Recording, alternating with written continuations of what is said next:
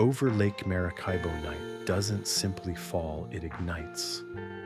Lightning can strobe the horizon for hours, so frequent it feels like the sky is running on electricity.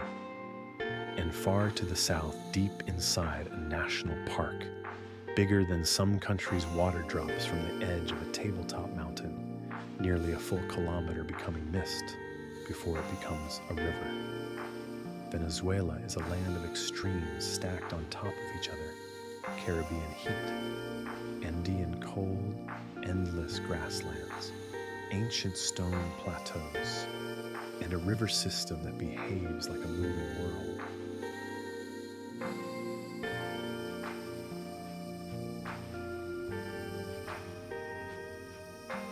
But what kind of country can hold all of this at once? And at what cost?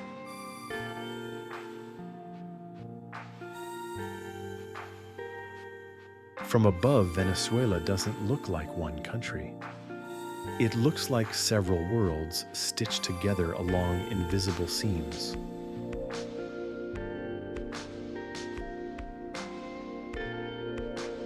To the north, the Caribbean coastline curves like a bright rim, warm water, salt air and cities that grew facing the sea.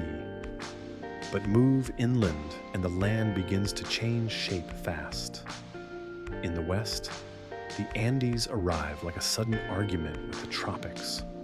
Ridgelines rising, temperatures dropping, clouds snagging on peaks. Here, altitude rewrites everything. A day can begin in humid lowlands and end in thin, cold air, where the light feels sharper and distances lie. Then, as the mountains loosen their grip, the terrain opens into the Llanos, a vast tropical savanna that floods and dries in slow seasonal pulses. It's not flat in a boring way. It's flat in the way an ocean is flat immense with a horizon that teaches you how small your body really is. During the wet season, water spreads across the grasslands until roads vanish and the land becomes a mirror. During the dry season, the same ground hardens and cracks, and life compresses toward rivers like a secret being kept.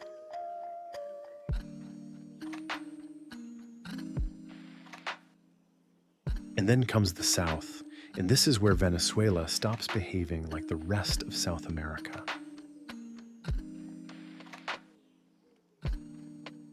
Because southern Venezuela belongs to an older heart of the continent, an ancient block of rock often described as part of the Guiana Shield.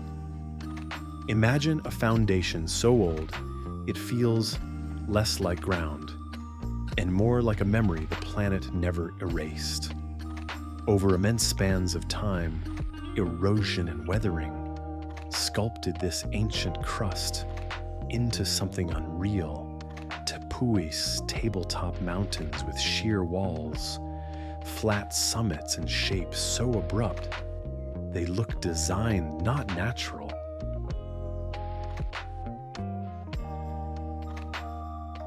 A tepuis is not a mountain the way we usually mean it.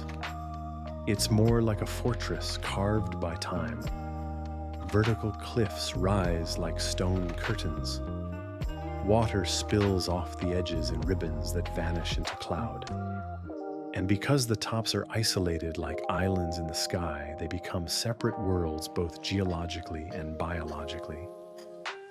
The most famous of these is Auyán-tepui, the birthplace of Angel Falls. A plunge so tall that the falling water can turn to mist long before it reaches the forest floor.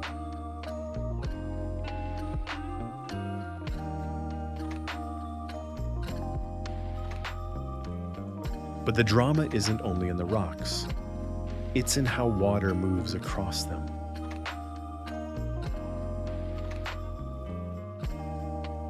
Venezuela is shaped by rivers that don't just drain land, they organize it. The Orinoco is the giant presence here one of the great river systems of South America. It arcs it, branches it, gathers tributaries like veins, and it carries the story of the country from interior to ocean. In some places, the Orinoco is wide enough to feel like a moving lake. In others, it narrows, accelerates, and turns into rapids where rock meets current, and the river sounds angry alive.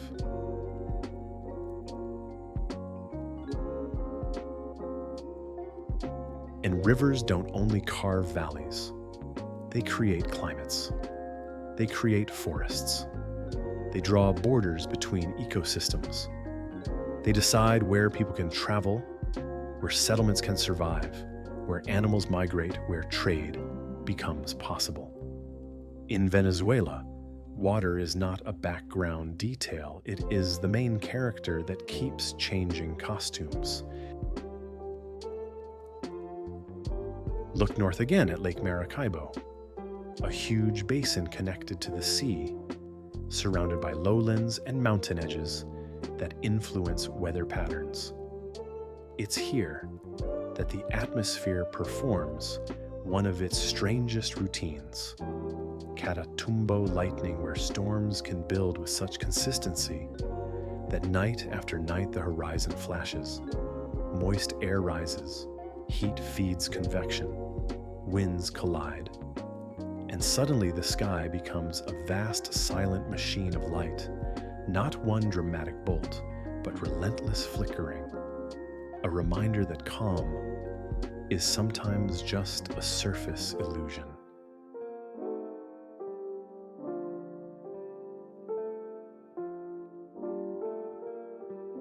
Now step back and picture the whole country as a layered cross-section.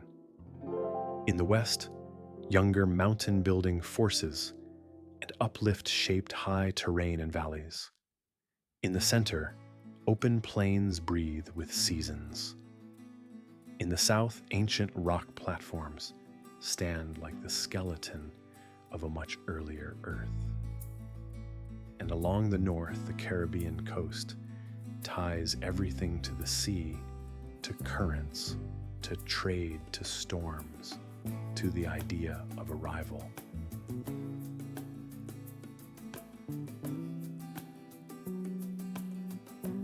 This layering matters because it creates contrasts that feel almost unfair. You can have tropical heat not far from alpine cold. You can have grasslands that look endless, and then hours later, vertical cliffs rising out of jungle like a wall at the edge of a dream. You can have a coastline built for harbors and history, and an interior that still behaves like a frontier, because rivers and stone refuse to be easily crossed.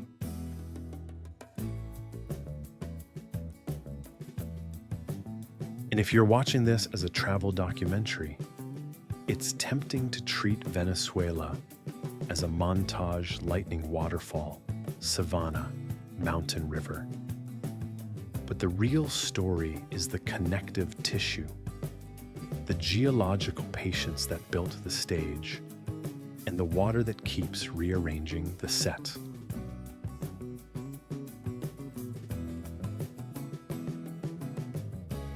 Because the landscape isn't finished. Not really. Erosion still gnaws at cliff faces. Rivers still shift channels. Floods redraw the borders of the plains. Storms rewrite the mood of the coast. And on the Tepuis, wind and rain continue the slow work of turning stone into sand grain by grain, year by year, century by century.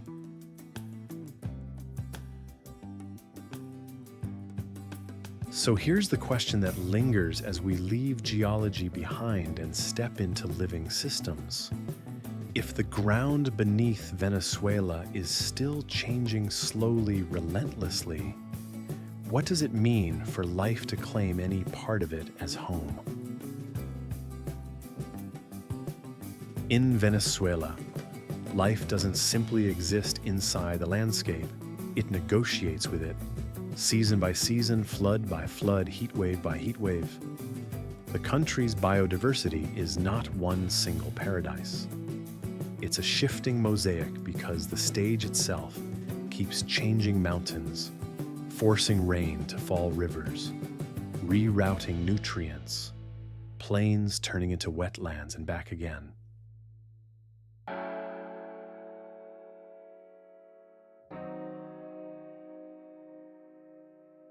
Start with the Llanos, the open heart of Venezuela, that looks deceptively simple from a distance.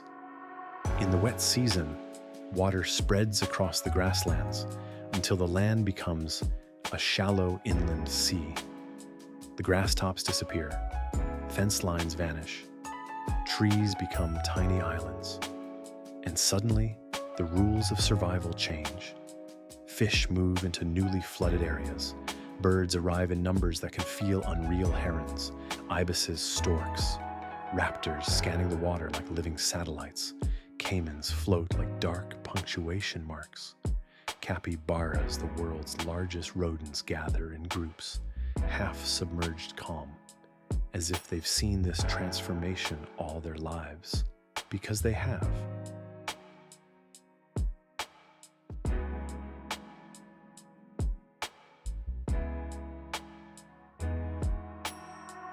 Then the dry season arrives and the same vastness tightens. Water retreats into rivers, oxbow lakes, and shrinking pools. The animals compress toward what remains. Predators and prey are forced into the same narrower corridors, and the drama becomes easier to see. A jaguar doesn't need an endless forest here, it needs opportunity. An anaconda doesn't need speed, it needs patience.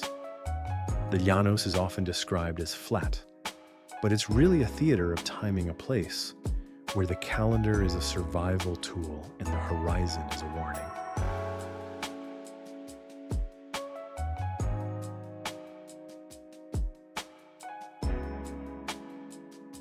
And it's not only about the big animals that make the postcard. The real engine is ecological rhythm. Flooding carries nutrients across the plains.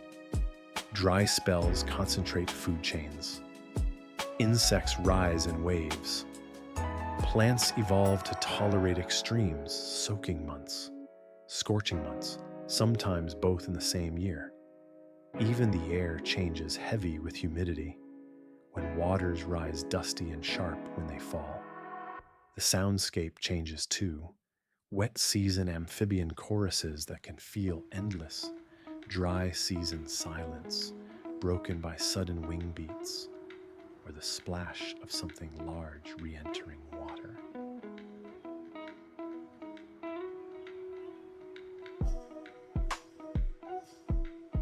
Follow the water eastward, and the story becomes even larger because this is where the Orinoco begins to show what it really is: not one river, but a whole moving network. Tributaries braid into each other, channels split and rejoin, forests become flood forests, then become open wetlands, then become mangrove edges near the delta. The boundaries between land and water stop being clean lines and start becoming gradients.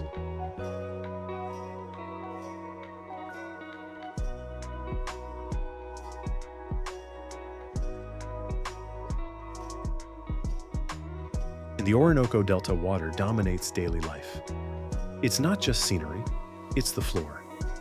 The ecology here is built on brackish mixing zones, fresh water, meeting tides, silt, meeting salt, nutrients, meeting sunlight. Mangroves take root where many trees would drown. Their tangled systems hold the shoreline together, trap sediment, and create nurseries where young fish can hide. Birds treat these channels like highways.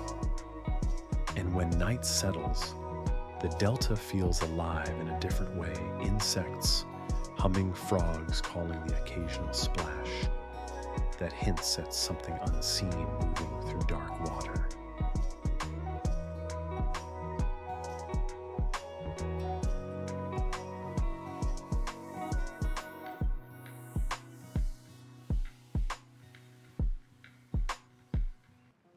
In the calmer stretches, river dolphins can surface like questions, quick arcs of motion that vanish before the eye fully believes them. In the more turbulent sections, the river sounds like a constant argument with rock. And everywhere the river's pulse influences who can live where. Some species thrive in flood cycles. Others vanish if the timing shifts. That's why even small changes, rainfall patterns, temperature changes, disruptions from upstream activity can ripple through the system like a rumor that becomes a fact.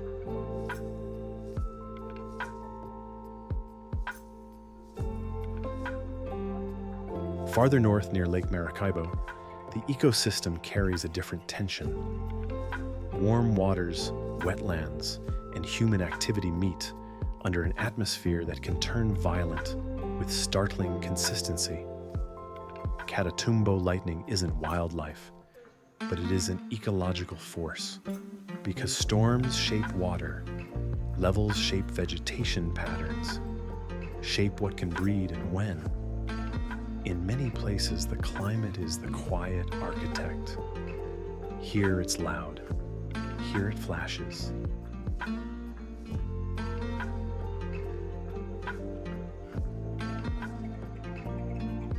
And then there's the coast Venezuela's Caribbean front, where salt air coral reefs, seagrass beds, and mangroves can exist within reach of cities and ports. It's a reminder that biodiversity isn't always deep in the jungle. Sometimes it's right where people arrive, right where human footprints are heaviest, which makes it both accessible and fragile.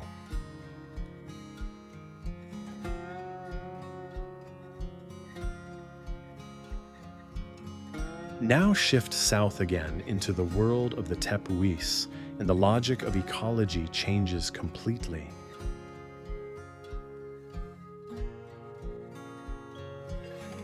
Because Tepuis create isolation, and isolation creates uniqueness.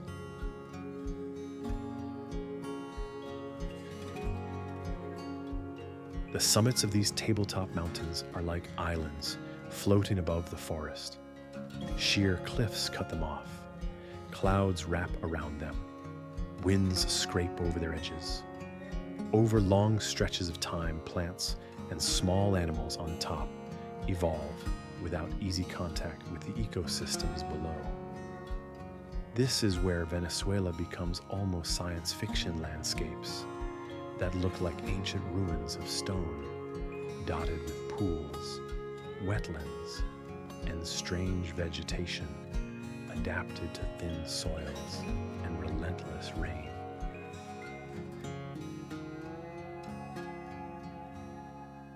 On a Tepuis, the usual idea of forest can disappear. Instead, there are low shrubs, mossy carpets, stunted trees twisted by wind, and plants that take unusual strategies to survive. Some species turn to carnivory not out of drama, but out of necessity, because the soil can be so nutrient poor that trapping insects becomes a practical solution. Water collects in rock basins. Mist can roll in, suddenly reducing the world to a few meters of visibility. And the silence can feel heavy, broken only by wind and distant water falling off the edges.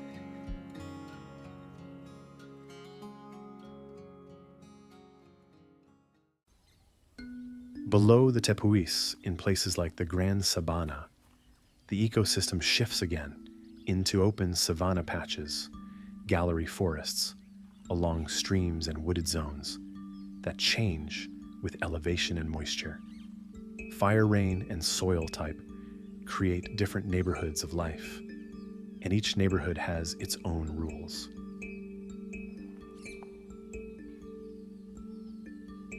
And in the west, up in the Andes, the biodiversity becomes vertical. Elevation creates layers the way depth creates layers in the ocean. Lower slopes can be lush and warm. Higher up cloud forests appear forests that live inside moisture. Trees wear moss-like clothing. Orchids and bromeliads cling to branches. The air feels cooler, wet, and close. And above that, the environment thins out until only the hardiest plants can persist.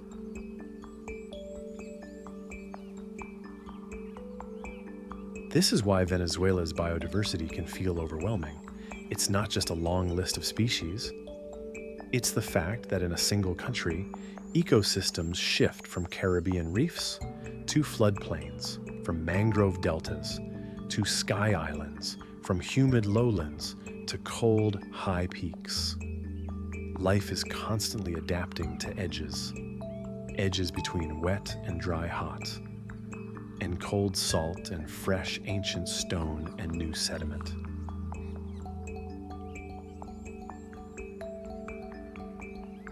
But that richness also hides a warning. When nature is built on rhythm, flood timing storm cycles, seasonal migrations, it can be powerful and resilient, yet it can also be sensitive. If the timing changes, the whole orchestra can slip out of sync.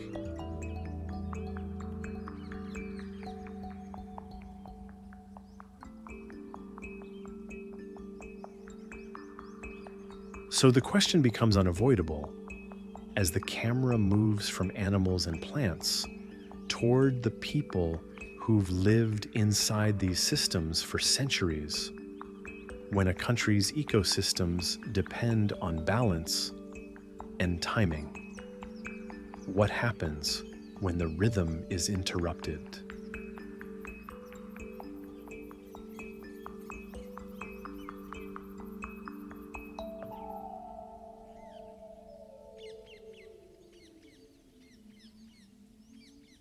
Before Venezuela was a border on a modern map, it was already a world of corridors and thresholds.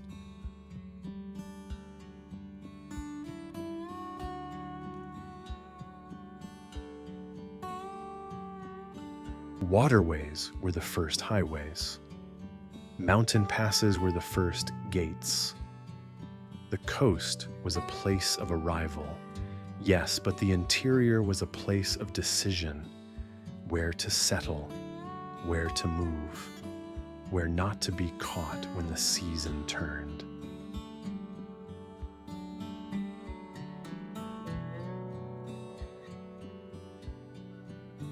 In the north, the Caribbean edge offered fish salt and trade winds. In the west, high valleys offered cooler air and fertile pockets. In the center, the Llanos offered space but demanded timing. And in the east and south, the rivers didn't just cut through the land, they stitched communities together, then pulled them apart again when floods reshaped the roots.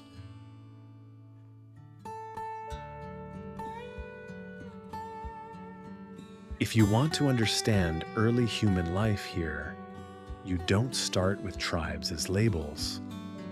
You start with how people learn to read the landscape like a living calendar.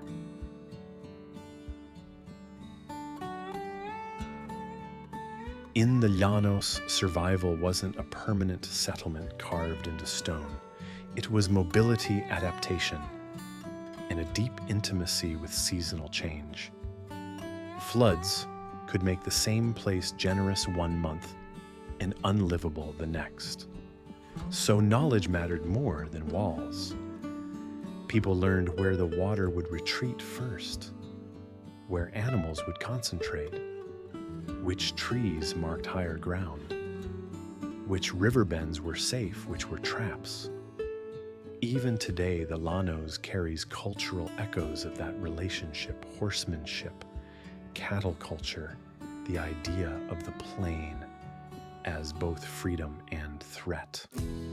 The land teaches a specific kind of patience, the kind that comes from knowing nature will always get the last word.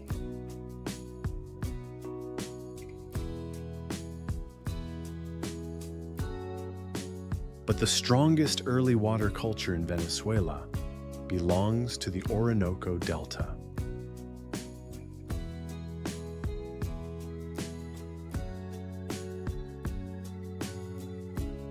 Here, the delta is not just a geographic feature, it is a way of being. Communities like the Warao, often described as people of the canoe, developed lives built around channels, tides, and the long logic of river movement. Homes were raised above water on stilts. Travel was by boat not as a novelty, but as a necessity. Fishing wasn't merely an occupation, it was the language of daily routine. The river provided food, transportation, and identity, but it also demanded constant attention. When currents changed, when storms arrived, when water levels rose, communities adjusted the way a sailor adjusts to wind, not with complaint, but with instinct.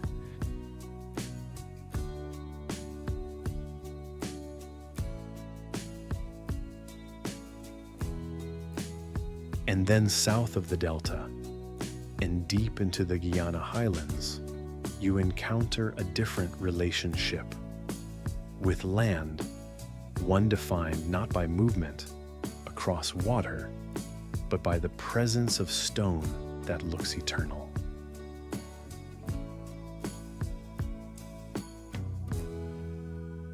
In regions connected to places like the Gran Sabana and the Tepuis landscapes of Canaima, indigenous groups, such as the Pemon, lived alongside formations that don't behave like ordinary mountains. Tepuis dominate the horizon like monuments. They change weather. They create microclimates. They hide rivers and release waterfalls. And when a landscape is that dramatic, it tends to generate more than geography, it generates story.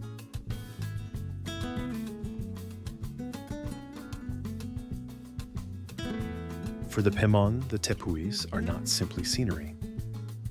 They are often tied to origin narratives that explain why the world is shaped the way it is. These are not fairy tales in the way outsiders sometimes assume. They are frameworks, ways of remembering danger, sacred spaces, boundaries, and responsibilities. When a cliff drops straight down, myth can function as a warning. When a summit is isolated, story can function as a map. Cultural memory becomes a survival tool.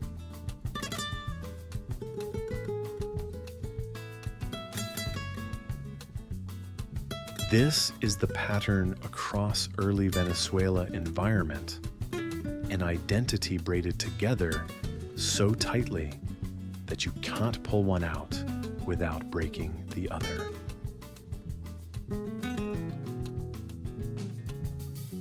Along the northern coast and around the Lake Maracaibo region, groups such as the Wayuu developed in a landscape shaped by both dryness and the pull of the Caribbean world, a place of trade movement and negotiation. In arid zones where water is not always generous, culture often becomes intensely resource aware. Textiles, kinship systems, and trade networks can become forms of resilience, ways to survive when nature refuses to be predictable. And because the region sits near routes of exchange, it also becomes a meeting point. Goods move, languages mix, and identity becomes something flexible but fiercely defended.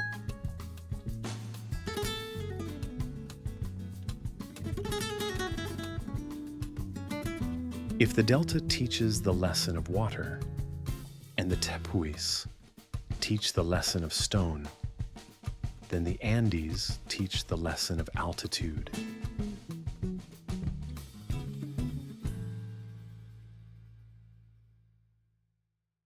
In the Western Highlands, early communities learned to live with steep terrain, cooler climates, and narrower agricultural possibilities. The mountains offer protection, but also isolation. Valleys can be fertile, but easily cut off. Paths matter. Knowledge of slopes. weather shifts and soil becomes critical.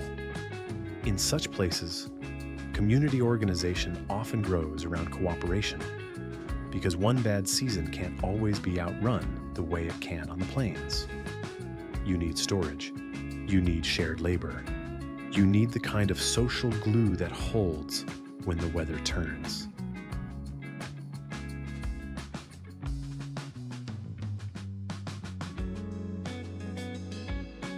What's striking is how these worlds coexist inside one country. A canoe-centered culture in the delta, a savanna timing culture in the plains, a mountain culture shaped by altitude, a Tepuis culture shaped by isolation and mythic geography. And none of them were frozen in time. They were dynamic, adapting, trading, changing. The landscape forced creativity and culture responded.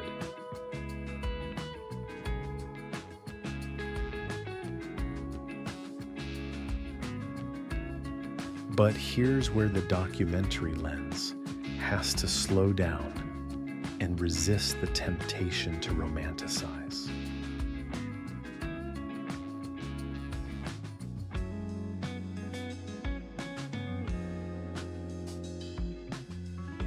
Because living in harmony with nature doesn't mean nature was gentle.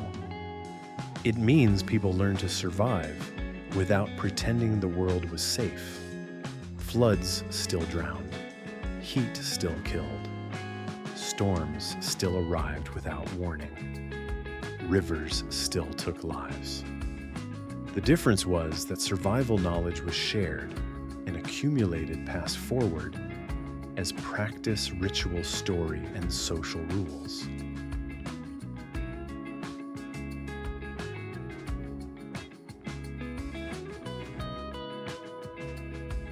And then over centuries, new forces arrived from the coast inward, and the balance shifted.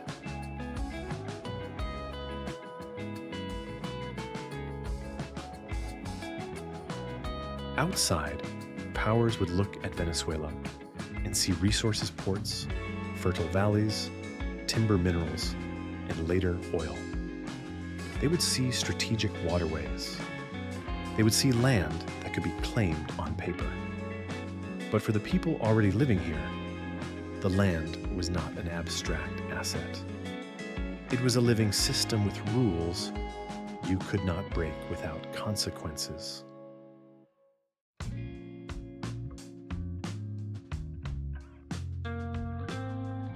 Which brings us to the next turning point, the era of exploration, colonization, and extraction, when Venezuela's rivers and coasts stopped being only lifelines and became entry points.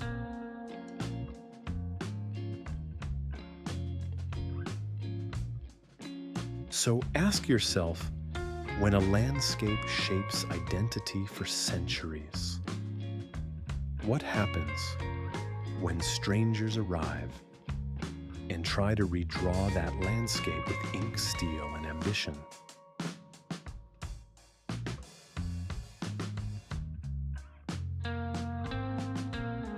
For outsiders, Venezuela was first a coastline, a bright edge on the Caribbean, where ships could approach, anchor, trade, and name. The interior was something else: rumor, river, resistance, and distance.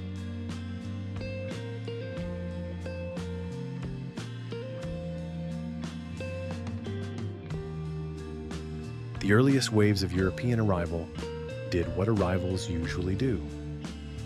They looked for familiar shapes, bays that could become harbors, flat land that could become plantations, rivers that could become routes. They also looked for shortcuts, ways to move wealth out quickly and control it quietly. But Venezuela's geography didn't offer easy control. Mountains broke lines of travel. The Llanos flooded and dried like a gate that opened and closed on its own schedule. The Orinoco refused to be a single obedient channel. And the South, with its tepuis and vast forests, remained for a long time more myth than possession.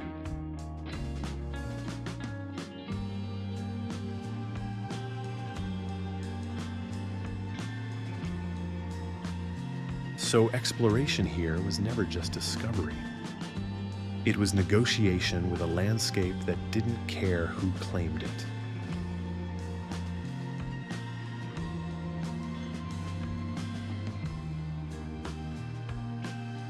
Along the northern coast, port cities and settlements grew in the logic of the Caribbean world, connected to sea trade colonial economies and the constant movement of people and goods. But the deeper story always pulled inland, because inland is where Venezuela's contradictions sharpened. The coast could be governed from the sea. The interior had to be understood on its own terms.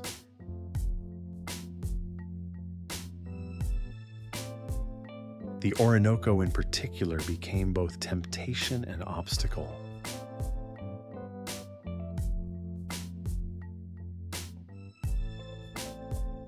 To travel the Orinoco is to enter a system that keeps reinventing itself. Channels split. Tributaries arrive like sudden new sentences. Floodplains appear and disappear. The delta itself is a shifting labyrinth where water routes can change with season and storm. For explorers, this meant progress could be slow and uncertain. For local communities, it meant their knowledge became power, because a river map drawn in one season could be wrong in another.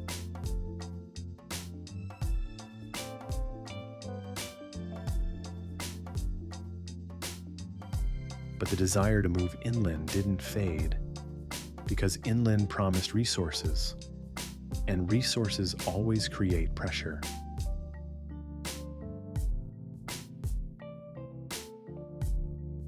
Over time, Venezuela's interior became tied to broader forces, not only imperial ambitions, but the economic logic of extraction. Timber, agricultural, land, mineral potential, each one pulled the frontier deeper. And as control expanded, so did conflict, indigenous resistance, cultural displacement, forced labor, and the reshaping of landscapes to fit foreign systems.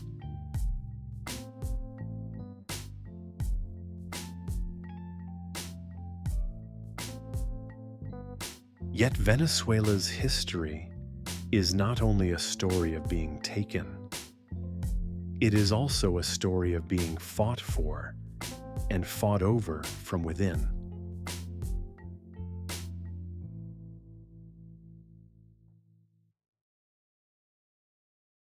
The northern cities, the valleys, and the plains became arenas for political change. The idea of Venezuela as a nation wasn't inevitable. It was built through struggle, alliances, and repeated shocks. And in that process, geography mattered again. Mountains could shelter, plains could mobilize, rivers could connect or isolate. The same landscape that shaped early cultures now shaped the movement of armies, the roots of campaigns, the location of power.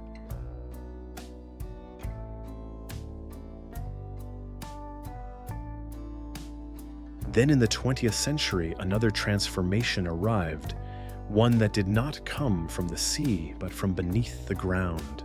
Oil. If the Orinoco is Venezuela's moving bloodstream, then oil became its hidden pulse, the resource that promised modernity, wealth, and influence on a global scale. Suddenly, Venezuela was no longer just a Caribbean-facing nation with a vast interior. It became a key player in a world hungry for energy.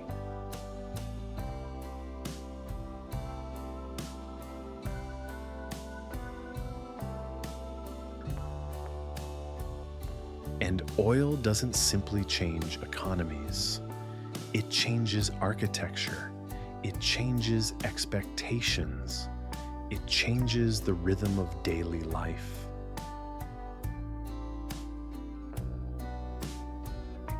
Infrastructure grows around it. Cities expand. Roads begin to cut through places that once required weeks of river travel. Jobs appear in clusters. New social classes form. Political power reorganizes around revenue. For a time, oil can make a country feel like it has outrun geography, as if money can flatten mountains and drain floodplains.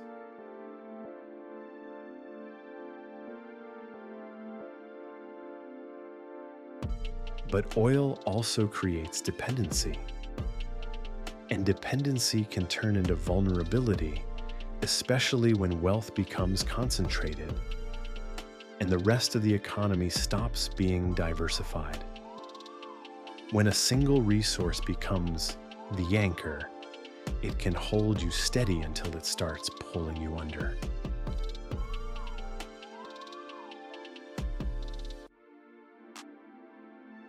This is where Venezuela's modern story begins to cast a shadow back over its older landscapes. Because extraction is never just about pulling something out of the earth. It is about what gets built, what gets ignored, and what gets sacrificed.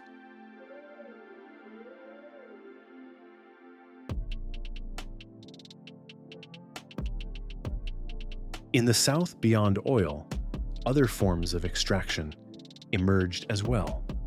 Mining and resource pressures that reached into forests and river systems, sometimes legally, sometimes not. Each wave of interest brought new routes, new settlements, new conflicts, and new damage, particularly in regions where ecosystems were sensitive. And indigenous communities were already navigating the long aftershocks of earlier eras.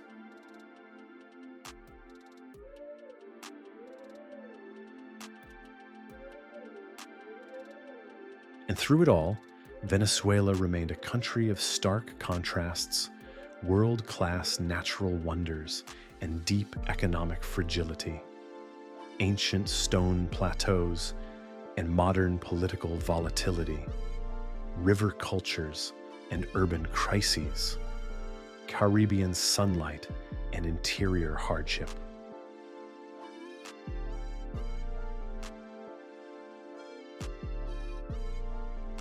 So the history of Venezuela isn't a clean timeline of progress. It's more like a braid of forces: geography, colonization, independence struggles, resource wealth, and the choices made under pressure.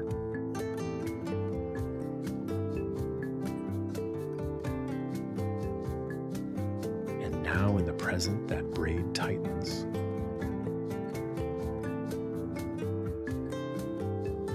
Because when a nation's identity becomes tied to a single form of wealth, the question is no longer only, what does the land contain? It becomes, what happens to the people when the promise breaks?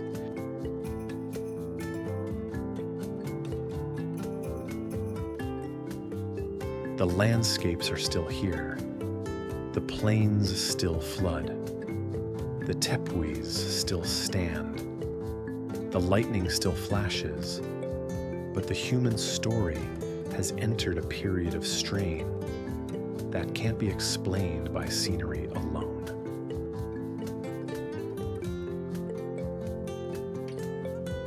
Which brings us to the modern era, the daily realities, the cultural resilience, the environmental pressures, and the human movement, both within Venezuela and far beyond its borders.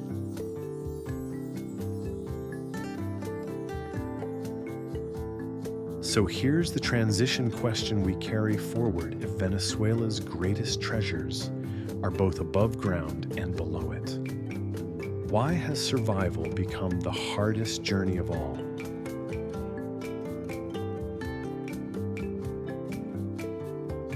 Hien jai thach thukva joy song van hoa.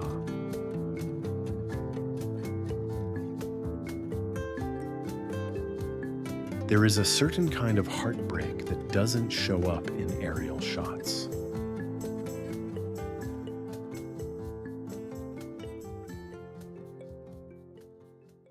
From a drone, Venezuela can still look like a dream, a coastline lit by Caribbean sun grasslands stretching to the horizon, forests so dense they seem endless, tepuis standing like ancient altars, and a waterfall dissolving into mist. Nature at first glance appears unchanged, as if the country has been preserved inside a postcard.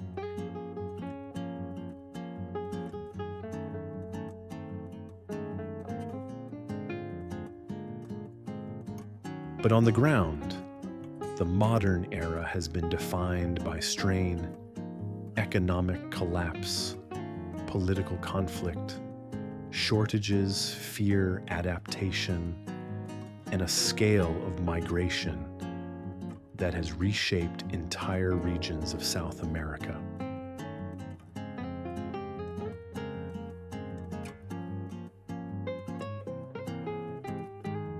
In many cities, daily life became a constant recalculation.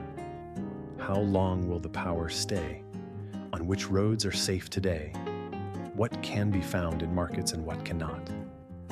What does a paycheck mean when prices move faster than wages can follow? In places where systems fail, people create smaller systems, neighbors sharing food, families trading favors in formal networks, replacing formal ones. Survival becomes a craft. Resilience becomes routine.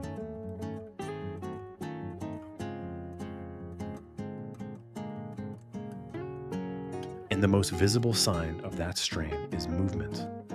Millions of people leaving carrying their lives in bags, crossing borders on foot, filling bus stations, taking boats, searching for stability elsewhere.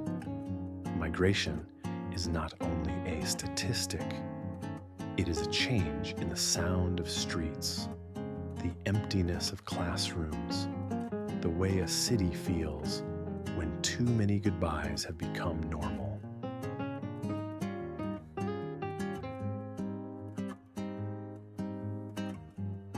Yet the story doesn't end in tragedy alone, because Venezuela also contains a stubborn cultural pulse that keeps beating even under pressure.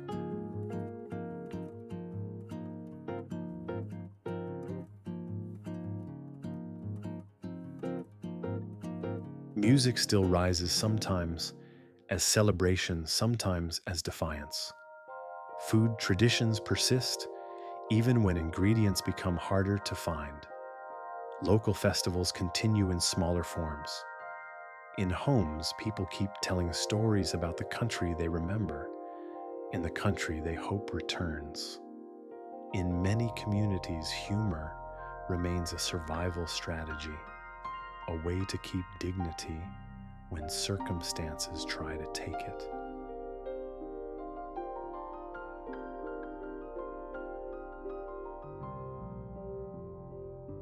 But while people fight to keep everyday life intact, the natural world is facing its own pressures. And sometimes, those pressures intersect with human crisis in the most damaging ways.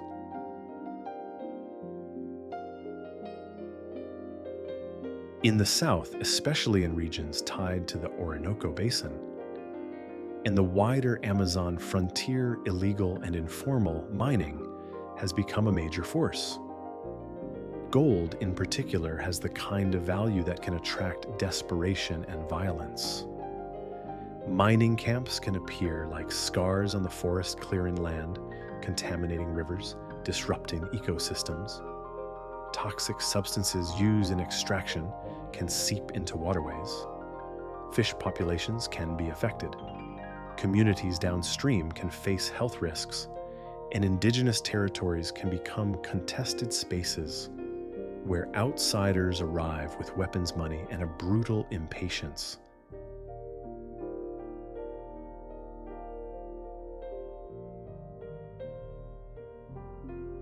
This is one of the harshest modern paradoxes, a land that holds some of the most extraordinary natural heritage on Earth, while the pressures of economic survival push people toward activities that degrade that heritage.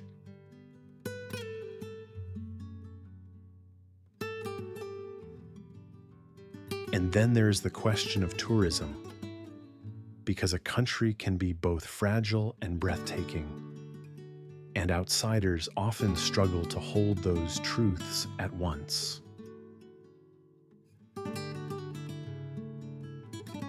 Places like Canaima and the broader Tepuis region are part of what makes Venezuela unforgettable. They are visually overwhelming. They feel like the edge of the world in the purest sense. But tourism is not neutral.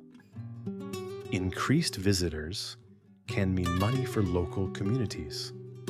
Yes, but it can also mean strain, more waste, more disturbance, more pressure on delicate ecosystems that were never designed to handle crowds.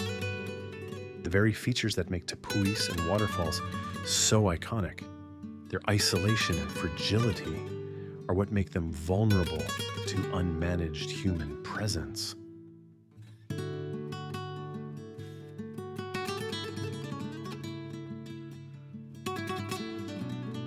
Meanwhile, even in northern regions, environmental issues can rise quietly.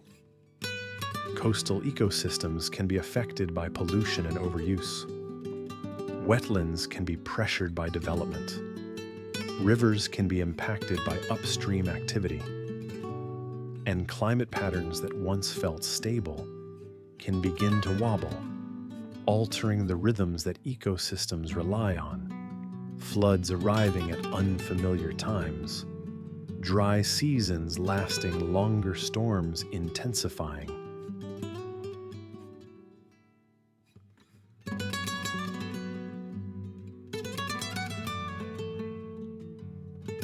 Yet it would be a mistake to tell the modern Venezuela story as if it is only collapse and damage.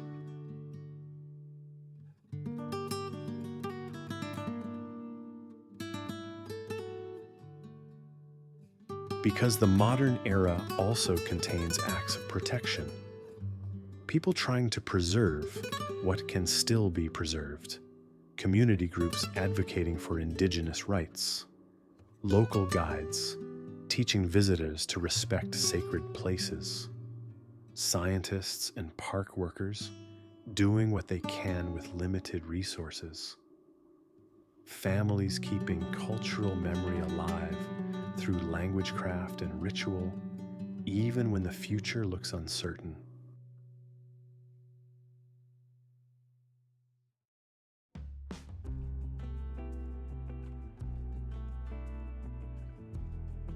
And perhaps the most powerful cultural truth is this: Venezuela is not a single narrative. It is a country where someone can live in a coastal city and feel the world closing in, while not far away, a river community continues to live in the rhythm of water.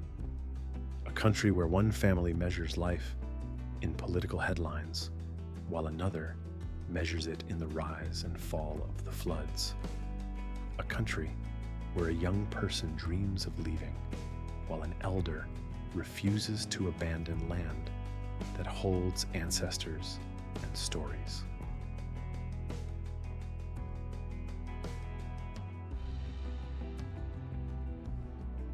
So what do we do with this contradiction as viewers?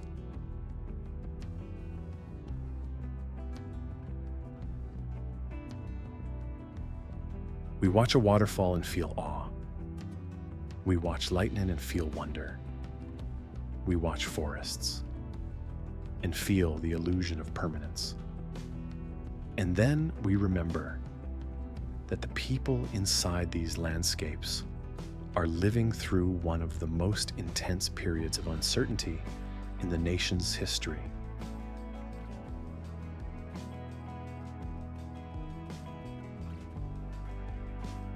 Which brings us to the closing question. the one that always returns in travel documentaries, that reach beyond beauty. When we stand at the edge of the world and call it stunning, are we willing to see the human cost that exists just off camera?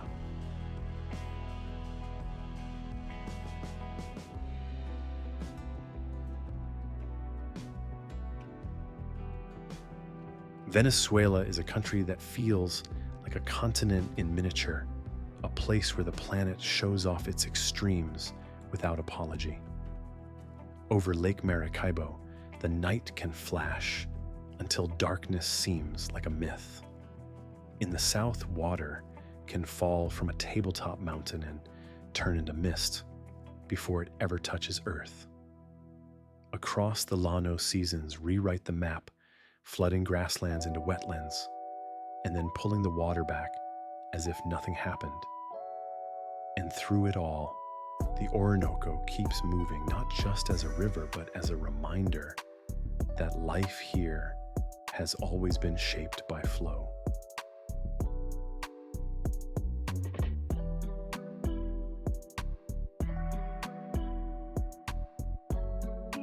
But the real story of Venezuela is not only the spectacle, it's the tension between what endures and what breaks.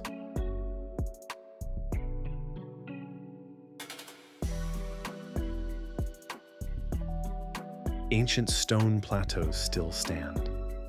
Flood cycles still return. Storms still gather. Yet people have been forced to adapt to a different kind of climate. A social climate of uncertainty, where survival can depend on choices no one should have to make leave, or stay, protect, or exploit, remember, or rebuild.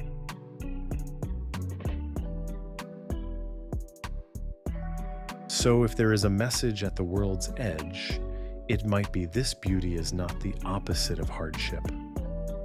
Sometimes they exist in the same frame.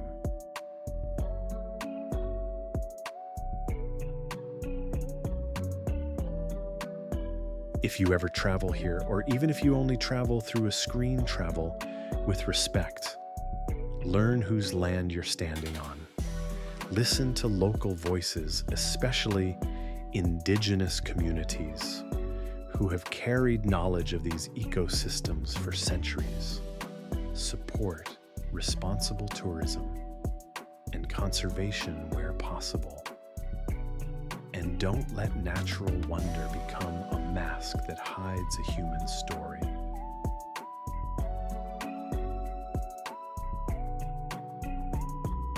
Because on a map, the edge of the world is just a line. But in reality, it's a question one that Venezuela keeps asking in lightning, and water, in stone, and migration.